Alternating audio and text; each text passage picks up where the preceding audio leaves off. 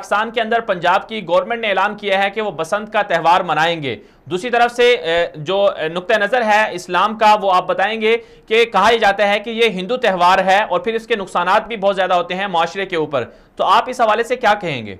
ये बात तो साबित हो चुकी है कि गुस्ताखे रसूल सल्लल्लाहु अलैहि वसल्लम एक हिंदू तालिब इल्म की कुर्बानी को बसंत का नाम दिया गया है और जश्न के तौर पर पतंग उड़ाना शुरू किया गया था। ये कोई शरई या इस्लामी या दीनी त्यौहार भी नहीं, बल्कि शरई शायर और इस्लामी शायर के बिल्कुल बरखिलाफ एक त्यौहार है।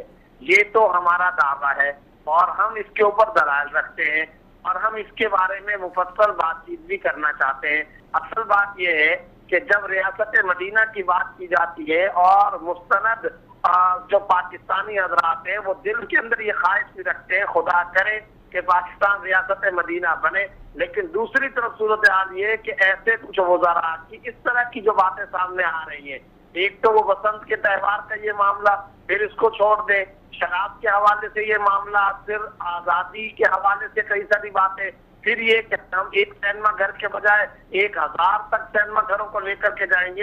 ये सब कुछ क्या है और ये किस तरह की बातें की जा रही हैं? तो इससे तो फिर अंदाजा होता है कि वो शुकूक और वो शुबहात कि जहाँ ये हुकूमत किसी गैर के हाथों इस्तेमाल होने की कोई कोशिश कर रहा है, कहीं इस तरह का मामला तो नहीं है।